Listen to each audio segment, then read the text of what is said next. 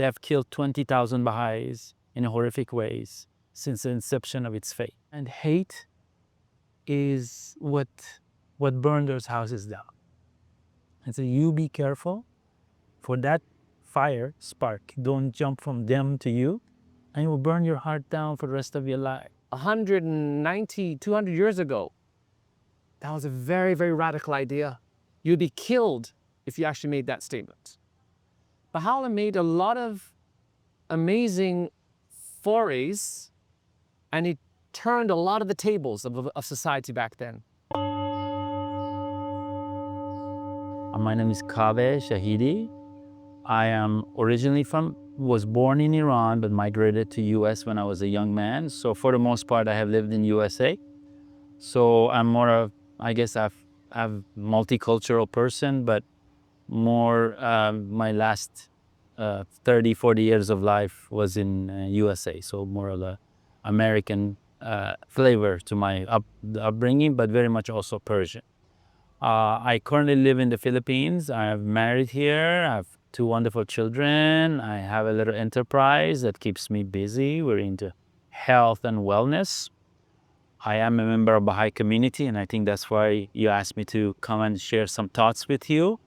A couple of asterisks, and I will explain about Baha'i Faith. Maybe I'm sure you will ask, but before we get into that, in Baha'i Faith, there are no clergies. So we believe that this is the time for independent investigation of reality. So everyone has an access to the same knowledge. However, we're a firm believer of consultation, asking from every individual, what you read, we all read the same thing. What do you think? What do you think? From where you're sitting, you can see behind me, and vice versa. And if we trust each other, we can see more. So for that reason, we don't have one person interpreting anything. I am not a representative of a Baha'i community. That community has its own voice and structure. So if someone wanted to know from a Baha'i perspective on a community, one of the Baha'i institutions would provide that. So I'm not also speaking on behalf of any community, but as an individual, what I feel, what I think.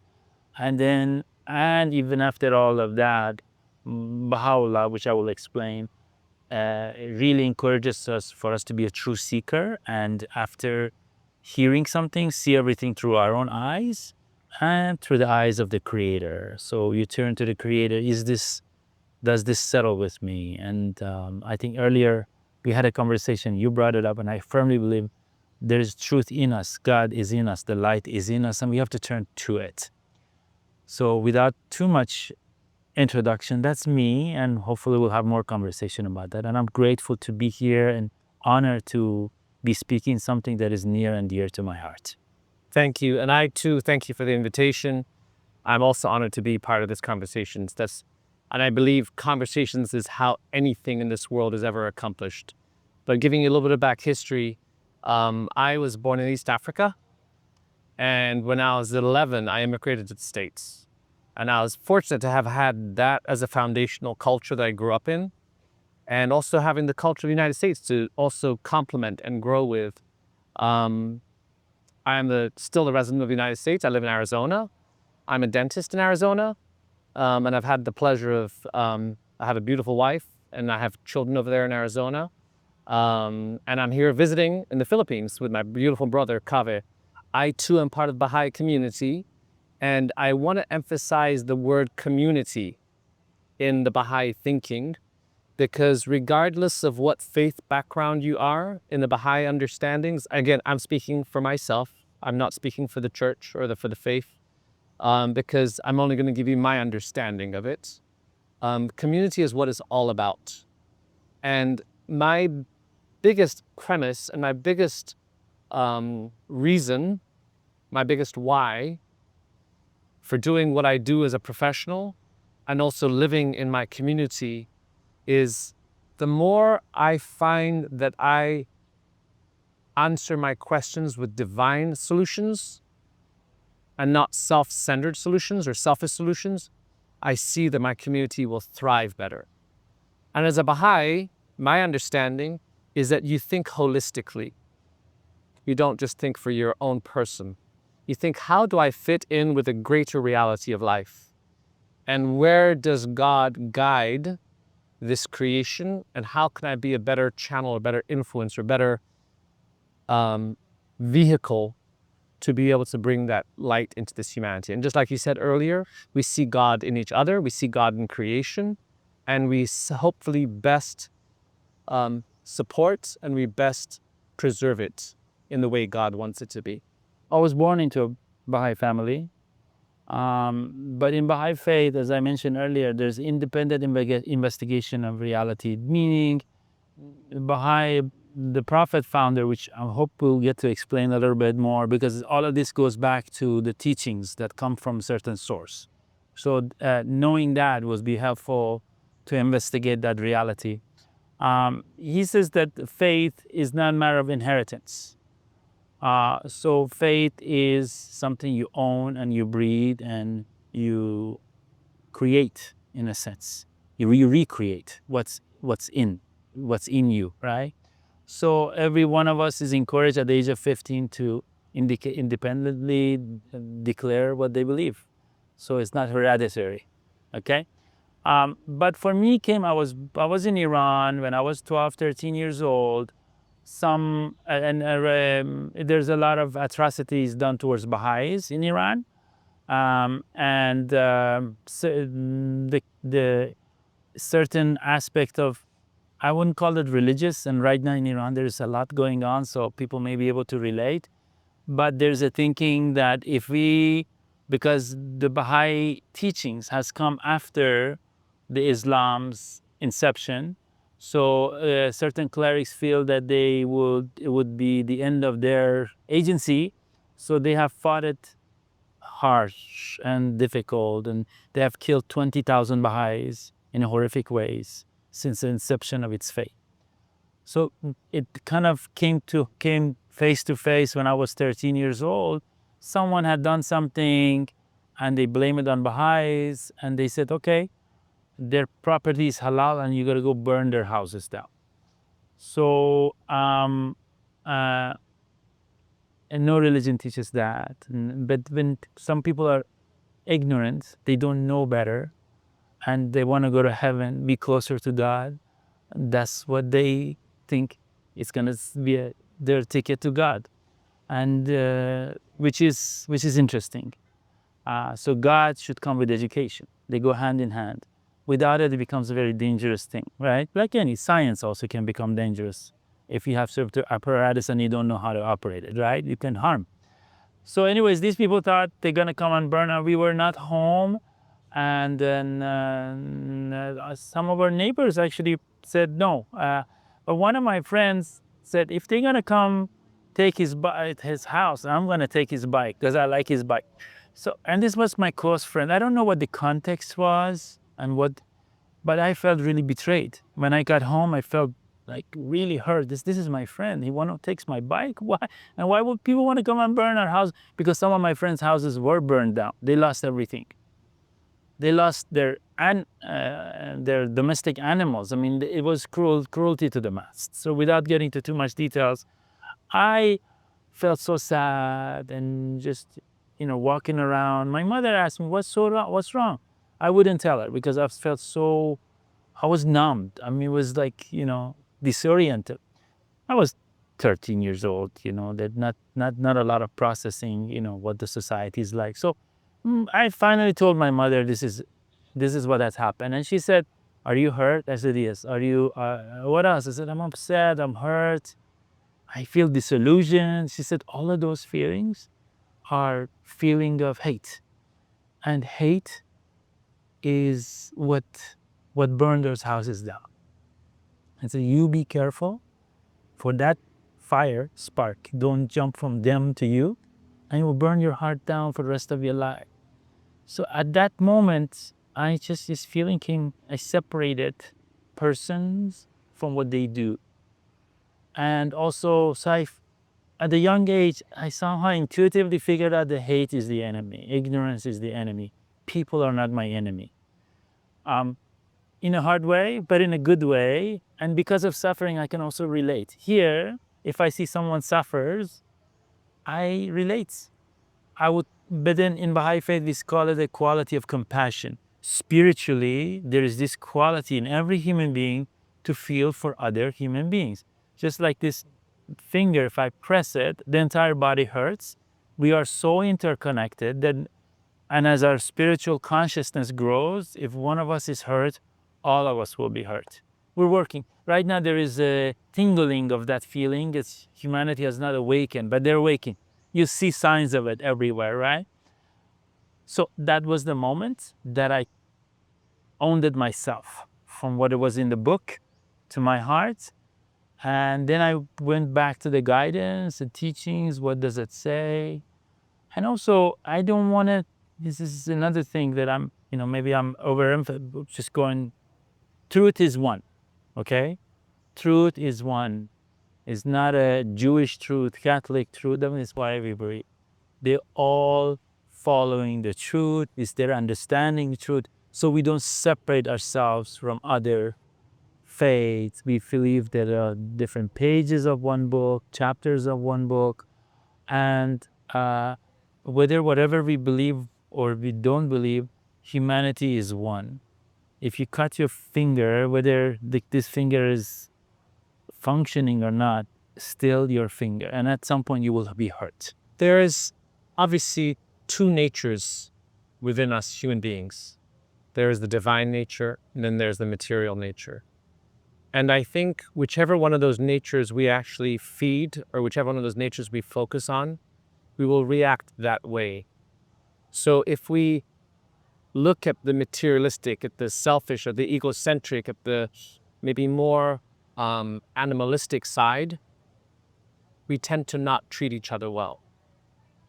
But if we look at our divine nature, and this is where I think all the mouthpieces of God have spoken to us, whether you go back to Abraham, to Buddha, to Krishna, to Jesus, to Moses, they have all pressed us in a direction to be reflective of our divine nature. And you see the flourishment of humanity to go to an extreme, wonderful resonance. We really become, all the different times and epochs in the growth of these civilizations have been inspired by these beautiful teachings. Because as a humanity, we look at each other in a divine format. As a community, we help each other divinely. Regardless of your race, of your gender, of your status in life, of your education, you look at every single soul in that community in a divine light. When you look at it that way, everyone wins. It's not a net zero sum. I think many times, especially in the West, we forget that we are all a community. We forget that we're all spiritually endowed. We forget our spirituality. And in my understanding, with the Baha'i teachings, we are re-energizing or reinvigorating that spirit for all people to be a part of, regardless of your faith base or your cultural base. We want to build a structure that incorporates every mosaic, every color, every smell, every flower of that community to help divinely attend to each other. Well, central to all of it is personage of Baha'u'llah. Baha'u'llah is a title. It's Baha'u'llah. Means glory of God. And we believe today is a day that humanity is being prepared for throughout the centuries for a day of union. All the manifestations of the past, prophets of the past, were promising a day of maturity, a day of ingathering, that someone from Germany, Japan, Siberia can come together and talk. And at that time, they can make peace with each other and build that, in biblical language, build a kingdom of heaven on earth, nirvana. There's different terminology, but today is that day. As hard as it is to see, today's the so humanity is being prepared for the day that is a promised day, of a day of union. So Baha'u'llah is a manifestation of God. The word manifest means to what? To reflect, right?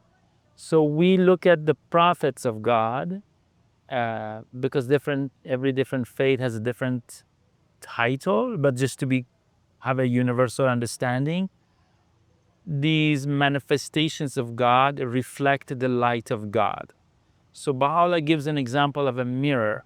When you hold the mirror towards the sun, if someone says, "Do you see the sun?" you say, "Yes, I see the sun in the mirror," right? But the sun did not come down, but it's in its full perfection, it's in the mirror, right? So manifestations of God are these perfect mirrors that reflect the voice of God, because if the sun were to come down to earth, we will all perish, we'll sizzle to death. We need some respectable distance to our capacity, to our capacity of observance of light. So then manifestation, Jesus was a perfect light. I am the light, I am the way. He was speaking the truth. He was speaking, he's different than me. Jesus is a son of, is a son of God. Son carries the name of the Father. Those are all terminologies for us to understand certain truth. So Jesus, Moses, Muhammad, Buddha, Zoroaster, they're all manifestations of God, bringing a light of God. So there are a series of mirrors preparing humanity for this stage. And Baha'u'llah came it started in 1844 with another manifestation. His name was the Bab. He said, "I am the gate. I'm preparing you for this day." So Bab, you can look it all up, Baha'i.org.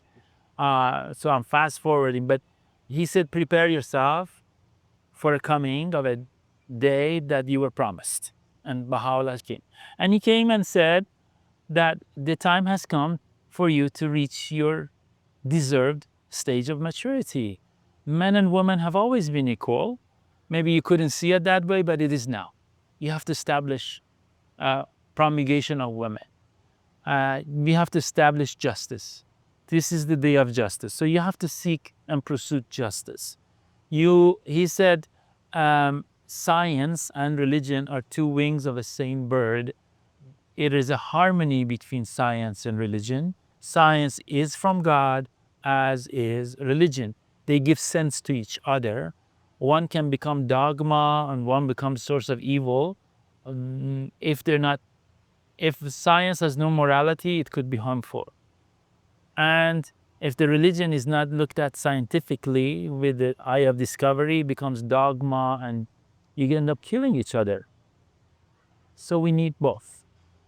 They all have, if I want to study this watch, I don't pray over it. It will not help me. I need science. But if I know why am I every morning feel special, I want to go help other people, religion can help you with that. But at the end of final analysis, religion may say, if you have this watch, maybe it's because you function better, then you can serve Nafiz. So they help each other, complement. So that's one. There are many other things that bring about a mature state of mind. And then I want to kind of reemphasize, and maybe Nafiz can share more, this idea of collectively we're one indivisible reality. I'm keep getting distracted by this beautiful ocean. We're not too far from the ocean. You cannot put a knife into the ocean and cut it. It will be in vain. Humanity, I cannot be separated from a German person. You, in your own right, have your own beauty, culture, and it's a diverse. And me too. But if you look at each other's beauty, we are one. So to harm you is to harm myself. But there are other aspects of human being: greed, domination, things like that we have to learn to give up. And this is the final battle, to give up those things to get something greater, which is unity of humankind. And there are three entities that are going to build the civilization: individual, community, and institutions. I repeat, individual, community, and institutions. Individuals are us. Community is our collective, like a school of bird. I know it's a perfect community. They move together with harmony, like sardines. That's a perfect community. And institutions are there to support both, achieve. So institutions are not there to dominate us, tell us what to do, not to do, put us down. So we just pay taxes to institutions. So I don't trust my institutions. In fact, that type of institutions that we envision, you love it. Oh, they're helping us move forward. Oh my God, what beautiful people are helping, but they're there to serve us. They're not there to put us down. Community is not there to suffocate you. So you got to listen to community. Don't do this. Don't do that when you come out. Don't wear blue shoes, yellow shoes. Community doesn't accept. They say, Hans, what do you like to do? And you feel it's an environment for you to flourish. An individual is one has decided to move forward, to build a new world, to build a new society, get closer to the creator that created it to be something beautiful. I just want to add just a very small kernel. In this global village that we live in today, you can never separate and segregate people anymore. It's not possible. We are so DNA intertwined and interconnected. You cannot say this is the whites only, this is the blacks only, this is the Hindu only, this is the Muslim only. There's no way to cause that separation anymore. We are going at light speed towards a world that's integrated. We're going at light speed to a world that's going to have to be comfortable with being uncomfortable. And the point is, how are we going to make our survival worthwhile? How are we going to find out how to live in this new kingdom? This is truly, I think, God's new kingdom. I cannot be on an island anymore. We are on a beautiful island, but even this beautiful island that's in the middle of the Pacific has people of all colors and all faiths and all flowers. We have to find a way to spiritually bind and bond with each other. We have to find a way to be authentic with each other. I'm not here to sell you something. You're not here to sell me something. I want to embrace my brother. I want to embrace my sister. I don't care of what background you come from, because you have something that's noble, and that's that God-given spirit that's within you. I have to embrace it, and I have to celebrate it. And it's really, really important where we try to make distinction, because we're an animal that's learned that through distinction I can understand my environment. But we tend to become locked into this separation for discovery. But we will lose the whole view from the top view of the 60,000-foot view, that we're not separate, that we need each other for each other's welfare, each other's well-being. These are principles and ideologies that are newer to society. Today, when you and I talk about equality with men and women, great, that's around. But back in the time of Baha'u'llah, 190, 200 years ago, that was a very, very radical idea. You'd be killed if you actually made that statement. Baha'u'llah made a lot of amazing forays, and he turned a lot of the tables of society back then, because he had a vision we believe was God-inspired, we believe was divine, that changed the calculus of society. When you change the calculus of society, you're going to have turmoil. You're going to have chaos. But it's necessary to be able to have a spiritual journey together. As a Baha'i, I believe I'm here on this planet with a spiritual existence that just happens to have a material presence. Does that make sense? I'm actually spiritually traveling in this journey, and I just happen to come across these physical brothers and sisters in my life. So if I look at my existence through that lens, it's a lot more easier for me to embrace Hans. No matter what you look like or what you share or your ideology, I will still have to learn to love. He may be polar opposite in my assumption, and I have a hard time with this. We all do. This is the God testing us in our battle of the truth. But I have to learn how I can love my brother better. So it's not unauthentic, it's authentic. And I'll never get far if I fake my way through the process. I have to genuinely love and cherish the existence of my brethren and my sisters. Consciousness. It's a matter of consciousness, matter of vision. Right now I close my eyes and you take me to mountain, and I had an expression of a sea, right? And You would say, what's an environment like? I would try to describe it. But if my eyes are closed, I could not describe what's in front of me. Am I right? Even if I touch it, I would not have a full sense. Have you heard of the elephant in the room? Someone said, they put a bunch of people in a room and they said, tell us what you see. And where you are seeing, and they've never seen an elephant. Describe the elephant. They said, well, elephant is something tubular that was touching the leg. Another one was touching the tummy. It says, it's just a big blob of thick thing. No, it's rounded, it's got a hair on top, the tail, tusk. Each one of them described it, and then they shed the light. Oh, they saw elephant in its wholeness. Yes, it's this, but the whole thing is a moving, living thing. Humanity, you only would see it if you raise your consciousness above your current consciousness. You have to open it, see it with another eye. And we believe that day is a day that consciousness of humanity is awakening. I give you an example, maybe this becomes clear. Have you ever gone, and I used that the other time maybe, have you ever gone to a dentist where he's a dentist, so he's seen 100 times and thousands of times. For a lot. Yeah. You go to, and they give you anesthesia, right? And after a while, you don't feel your lips. Am I right? And you feel like you had something here before. You had something here before, but you cannot feel it, right? It's senseless. It feels like an extra thing. For me, it feels like something extra. At that moment, if a doctor cuts a piece of skin, I wouldn't feel it, and I wouldn't even, if I didn't know I had a lip here, I wouldn't even care. What is it he's doing? He's probably touching my teeth, but he's actually cutting something, right?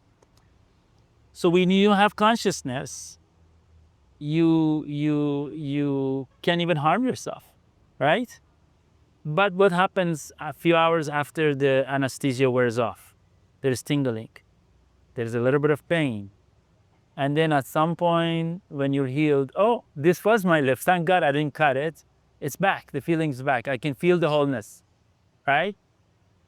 Right now, if someone's hurting in Syria, I may feel, I don't feel it. What does that have to do with me?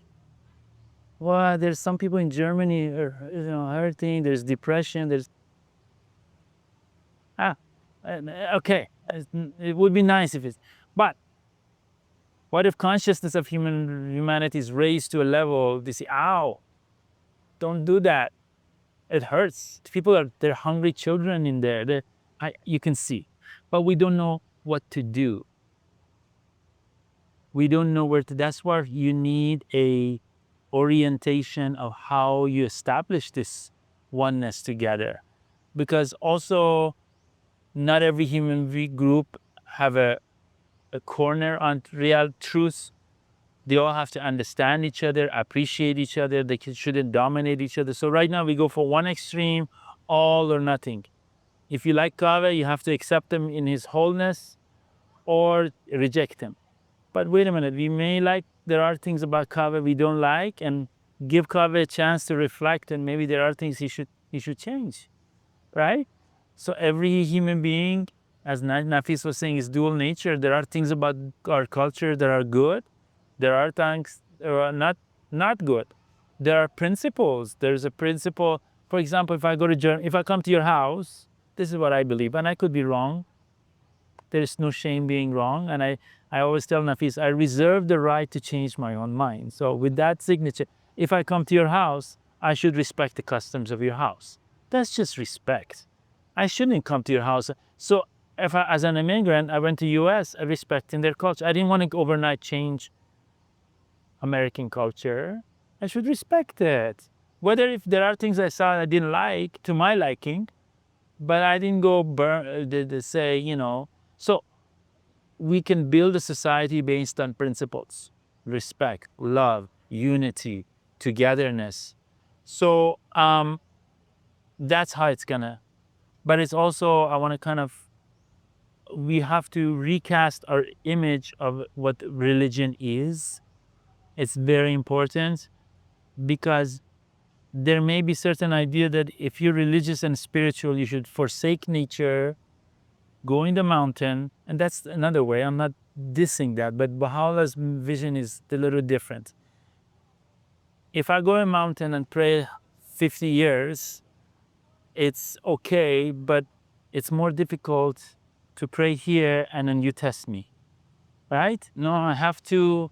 So spiritual in the mountain, actually now have to be spiritual 8:30 in the morning when you're working with a coworker that is different than you. You're building a new community, building a new society. Every human being now has to become a spiritual warrior, but not with sword, with the arm of strength, love, joy. Those military terms, if you apply them into a regiment of a good people going and cleaning the street, it's a beautiful thing.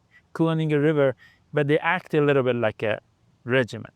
So in Baha'i Faith, we have activities that we say there are core building activities that every community, we feel like you could start there. At the very least, a group can come and share their good thoughts and prayers from whatever faith or non-faith, even they're atheists. I want to be peace with you. I want to close my eye and be one with you. Would you accept me? Because, for example, Jesus, we believe in the Zoraba, and I'm sure many Christians, Jesus didn't come just for Christians. He's a universal love. So Jesus came for everyone. Whether you take this much from Baha'u'llah came for everyone. So we don't necessarily draw a line. Are you Baha'i?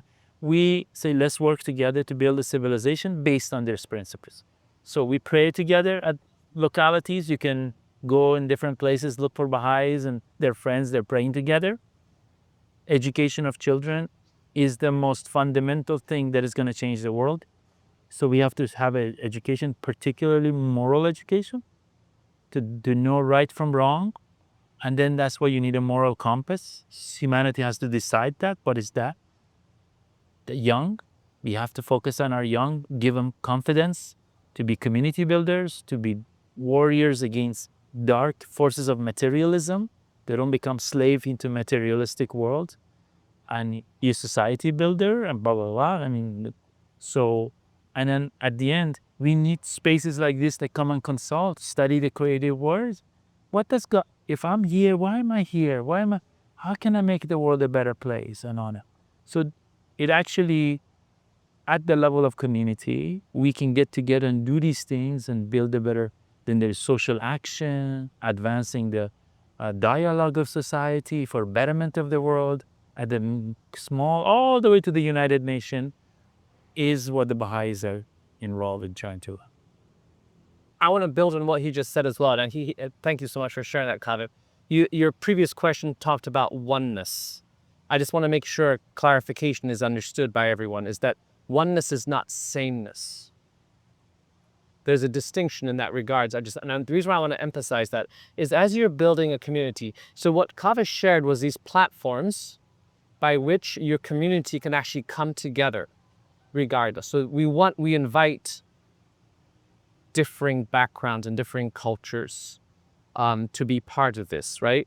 So when you come into a community that you're trying to make the community more devotional, they try to have more devotion, they try to think more on the higher level. You're setting the tone to be a more prayerful person in all your activities and all your responsibilities in life.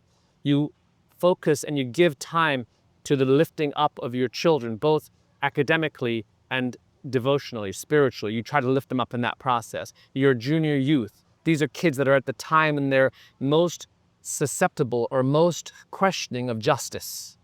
You help them with those skill sets to become more successful in life. You give them optimism. Baha'is are very optimistic. Even though all the chaos of the world is ringing so hard and there's so much noise in the world, you think of the poor Baha'is in Iran for the last 50 years.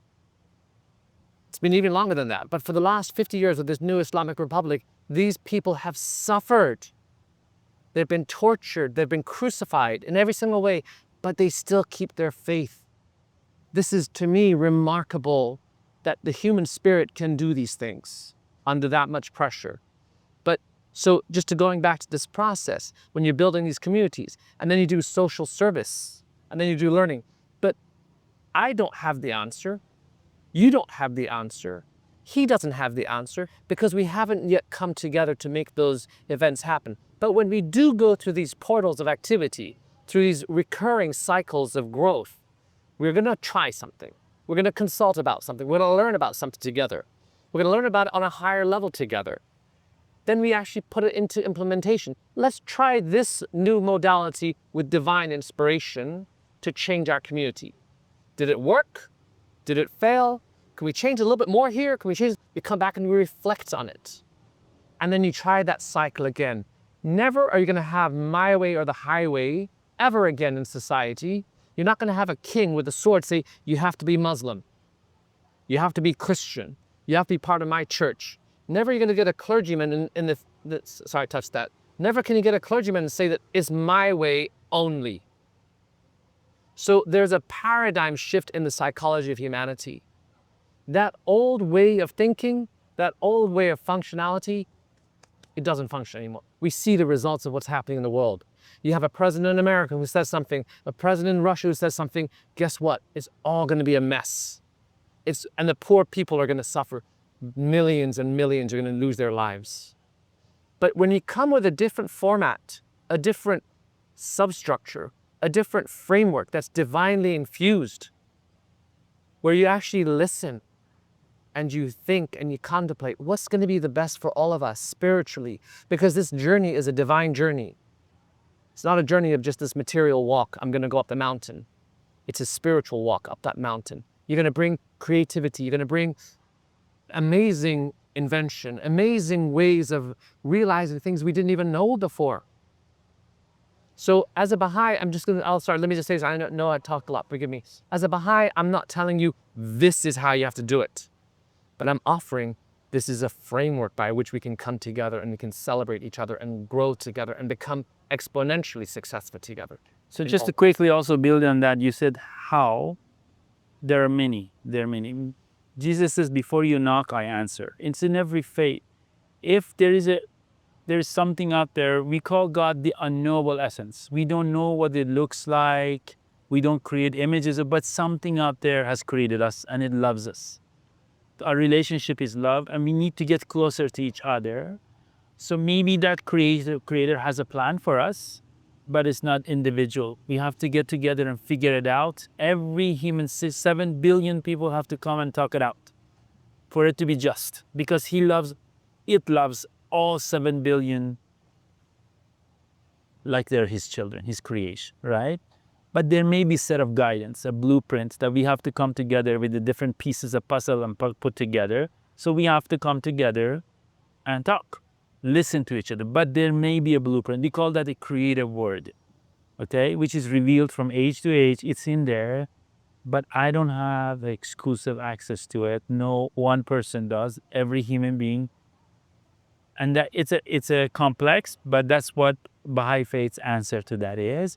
One example is in Baha'is of Iran. There's a concept called constructive resilience. Constructive resilience. You be resilient, but you can be constructive. They told me to sign here, say you are not a Baha'i. Literally, that's what they told me. And you can go to school. I was same age. And my faith says you cannot lie. So I said, based on this principle, I cannot lie to go to school. Okay, go home. They expelled me from school just for my faith.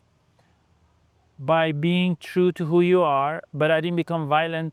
They have killed my great-grandfather, in a horrific way, but it wasn't any faith who did it. It was ignorance, right? I have utmost respect for my neighbors and for my fellow friends. So I didn't turn away I didn't get upset. I put my challenge of being upset about it into a positive thing.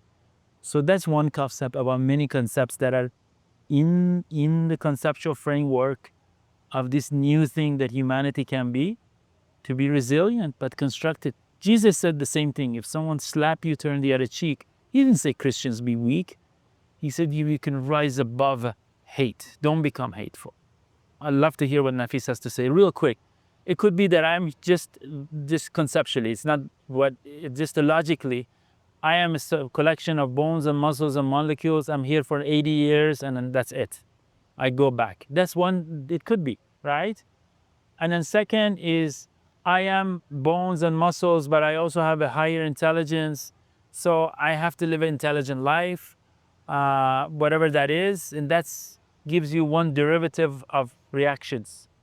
So that's the second choice. Third one is I am all of that, but there's more to me than just the skeleton and molecules. There's something more to me. You call it spiritual, call it non-visible. So that's another one. Each one of them, the first one says 80 years here, have fun. I mean, literally, it's the best for you to take good care of these 80 years. Second one says, yes, but I got to take care of things around me. The third one says, if all that is true, if you're really spiritual, why did you come here? That's the third one is an interesting one. So we feel like we're the third one. We came here for a purpose, and two purpose, to get closer to our Creator by fighting all the evil forces that coming at me. I can be a hateful person easier than I can be loving. I have to fight hate to become loving. So that's why there's a force against it. And a second purpose is to better an ever advancing civilization. We have a responsibility to make the society better and better to what it needs to be to that day that we're all living in peace, or else, or if it's all given to you, you wouldn't appreciate it. You have to build it. So every religion has a different building a kingdom of God on earth. And so twofold moral purpose, individual and collective. And they're like 1 foot more forward, and then you have to wait for the individual has to help society. Society will help the individuals. So we're here to advance individually and collectively. Foundationally in the Baha'i Faith, and I think it's true with all faiths, we're here to know Him and to worship Him. But those are very big, broad questions, or very big, broad statements. There's a lot in that, right? So you have to unpack that. But if you think about it, this stardust we have over here, it's a 1 in a quintillion chance that you and I have been given this opportunity. This is a miracle that we live on this planet. It's a miracle. Because you look at all our other stars out there, I cannot be purposeless in this state of condition. So as a Baha'i, I take this with a great amount of appreciation, with a great amount of love, with a great amount of peace, that I am here for a destiny. And my destiny cannot be, for me, just the few years of life that are suffering lives. From the day you're born to the day you die, you're crying every day. It's not easy life on this planet. To get food, to live. Some of us have been given a silver spoon, but that's the very, very small percentage of society that's been lives with a silver spoon. And even they suffer many other disease issues. So if you look at the totality of this experience on this magical miracle experience on life, it doesn't make any sense for me to be just that little twinkling of an eye, that my life is just suddenly disappeared and I'm gone. That's why, to me, when I look through my divine lens, when I look through my spiritual purpose, I appreciate my environment. I appreciate this creation so much more. My life is so much more fulfilled when I learn to be curious, when I learn to be graceful, when I learn to be generous. My life is so much more fulfilling. And I don't care what faith background you're in, this is universal. Even if you don't have a faith background, but if you live your life in that fashion with these values and these morals, your life is so much more fulfilling. This is what we've done billions of dollars worth of research on what brings happiness. So looking through life with a lens of service, looking through life with a lens of purpose, looking through life with a lens of humility, you will advance so much more. I'm going to be gone in 80 years. But I want to have used this as a platform, use this as an experience to grow my wings into a different dimension. And I have this argument with my own son. Is there a life beyond this life? Is there a existence beyond this existence? And he's young. He's just thinking about the things around him right now. But I said to him, when you pause and you take away the noise, and we used to do this back in the olden days, you read this in the biblical scriptures, people would have visions on a regular basis. And I believe that if you take away all the noise, if you go into a state of meditation, those visions will come. Inspiration, invention. These are the visions when we take our minds, our souls out of this world of chaos and noise. We see those little inklings and those little spirits that God is reflecting through us. Because God wants us to succeed. I believe in my bone, my DNA, the Creator wants all of us to succeed well. It's just that we make that distinction, that difficulty for each other. So religion historically has been about do's and don'ts. Don't do this on Friday, do this on this, don't. So in many young people's mind is a set of do's and don'ts. Far from it. It's a world of exploration.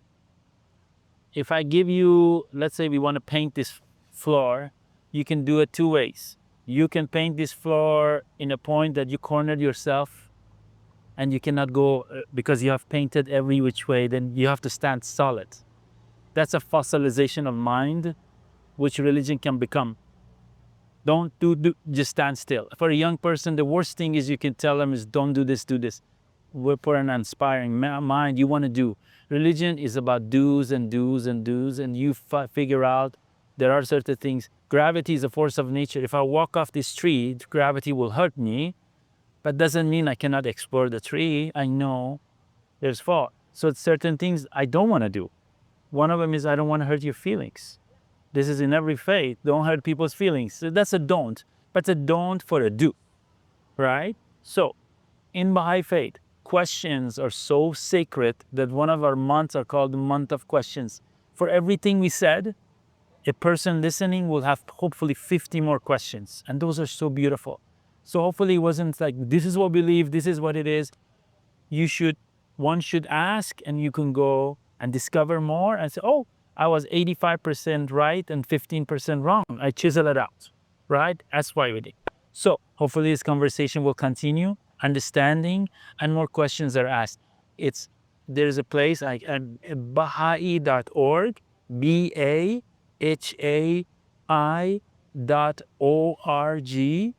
and religion is not about conversion. It's not about saying you should become a Baha'i. You're German, right? If I like pumpernickel sausage, I like to dance certain way, I speak the language. I may not have a German passport, but you say, hey, you sound pretty German to me.